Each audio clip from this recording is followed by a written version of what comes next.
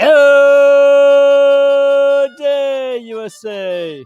Welcome to Flag Stewards. Ooh, wrong direction. We don't want that louder. Welcome to Flag. We are trying to wake you up, though.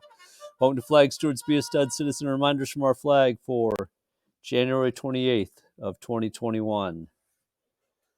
It's that day, January 28th, as you'll find out, is a sad day in American history, especially America's space exploration history. We'll get to that in a moment. So where's our flag, the U.S. flag at half-staff today? Well, we have no new half-staffs today. We only have two states that have flags at half-staff and have done so since March or April, when they lowered them for COVID-19 victims. You can check out the details by clicking on that link below. Today's historical moment from our flag recalls the Space Shuttle Challenger tragedy. Yep, that's right. On this date, January 28th, 1986, at 11:39 Eastern Standard Time, while millions of Americans watched live on CNN, and I was listening live via radio, the Space Shuttle Challenger suddenly exploded and broke apart. In fact, most Americans aged 42 to 52 today were probably, back in 1986, watching the launch in their classroom because a high school social studies teacher, Krista McAuliffe, was aboard to teach live from space. It was a chilling moment, a sad day in American history. And if we have time, I'll touch upon how that memory struck me. Aboard were 7 NASA, that's National Aeronautics and Space Administration astronauts. Pictured below, left to right, in the front row and then back, we've got Michael Smith, Francis Scobie, Ronald McNair, Ellison Onizuka, who's an alum from my college, CU Boulder, Krista McAuliffe, Gregory Jarvis, and Judith Resnick. They were on a mission to deploy 2 satellites, conduct research, and kick off the Teacher in Space project. NASA learned some hard lessons that day from their safety and leadership mistakes. It took nearly 3 years after a thorough investigation called for by President Reagan. It was 3 years before the Space Shuttle program resumed.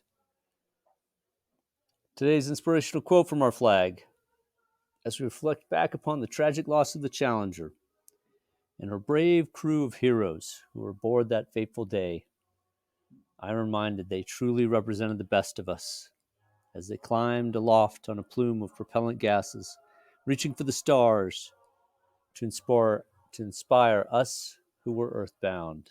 It's a quote from Buzz Aldrin. And who was he? The second man on the moon in 1969. And you see here, that was his reflection upon that day. And I'll quickly reflect upon that day for myself. I was a senior, right? Let's see here. No, I guess I was a junior. I was in my junior year at Walton High School in Marietta, Georgia, working at a company that basically provided promotional items, rewards for Coca-Cola representatives. We were right outside Atlanta, Georgia, and headquarters of Coca-Cola.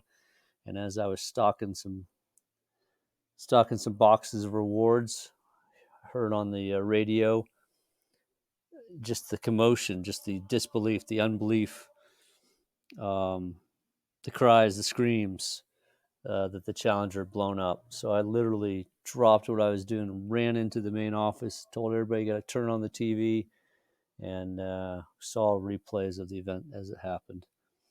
And it strikes me as a day that sticks in my memory, just like 9/11 does. I know where I was that day. Just like those that grew up in the 60s, remember when JFK was shot. Those that grew up in the 40s, obviously, remember when they first heard about the bombing of Pearl Harbor. So it's something that's stuck with me and stuck with many in my generation as a tragic event.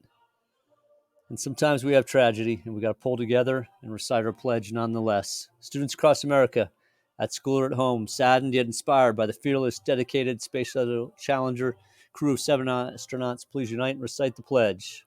I pledge allegiance to the flag of the United States of America and to the republic for which it stands, one nation under God, indivisible, with liberty and justice for all. That's it. Go out and be a stud citizen. Keep America beautiful. And remember, in God we trust.